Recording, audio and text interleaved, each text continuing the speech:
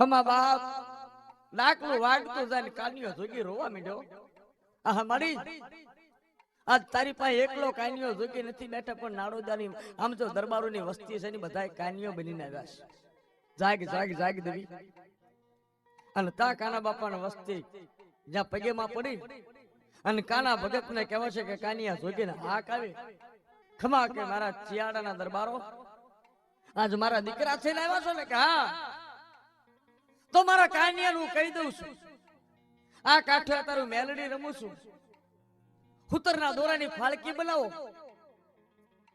અને એક ગાગરની માલિપા પાણી લઈ લ્યો અને પાણી લઈ અને ડાકલો વાગતું હોય કાં તો મારો કાનિયો જોગી હાથમાં ખાંડું લઈ અને ધારાવાળી દેવા નીકળે અને ચિયાડાની ફરતો આમજો એક ગૌના શેઠની માલિપા હું પાણીની ધારાવાળી દઈ દઉં અને પછી આજની તારીખથી જાવ મારો મેલડીનો બોલ છે કે ગાંઠિયા દર્દની માલિપા જગતમાં બીજે ભલે ગમૈયા મરણા થાય, પણ જો ચિયાડાની માલિપા હવે પછી કોઈનો વાળ વાકો થાય ને તો એ માનજો કે કાનિયા જોગીના મઢમાં મેલડી નહીં પણ કોઈક ડાકણ બેઠી હતી ને કાં તો કોઈક મરું બેઠું હતું.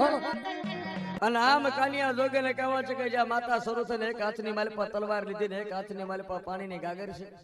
દરબારોએ હુતરની ફાળકી લીધી અને ચિયાડા ગામથી એક ગૌના શેટાવાની માલિપા કહેવા છે કે પાણીની ધારા બાંધી દીધી.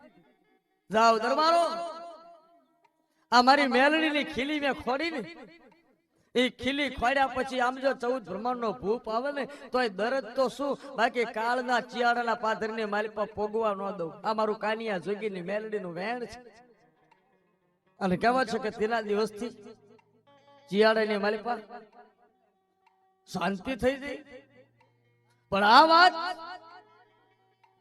પછી તો કાનિયા જોગીના મઢે રોજ ડાકલા વાગે, રોજ દરબારો બેહવા આવે અને રોજ માતાના ગુણગાન ગવાય. અને આ વાત ફરતા ફરતા ફરતા કહેવા છે કે ધોળકાના બાદશાહના કાને જઈ, ધોળકાના બાદશાહના કાને વાત છે કે ચિયાડાની માલિપા કાનિયો જોગી કરીને છે રોજ ડાકલા વગાડે છે ને ગામ ધૂણાવે છે. એટલે ધોળકાનો બાદશાહ પારખા કરવા આવે કે એવી તો મેલડી કેવી બળુકી છે, એવી મેલડી બળુકી હોય ને એવી જો મેલડી આવા ધતિંગ મારા રાજમાં ન ચાલે. મારે તો પીરાન પીર પાક પરવરદિગાર આલમ હાચો, બાકી આ માતા પાતા ખોટી ને આવા બધા ધૂણવાના ધતિંગ હોય ને તો મારે જોવી પડશે માતા. અને જો માતા ખોટી હશે ને તો કાનિયા જોગીને મારી મારીને તોડી નાખો.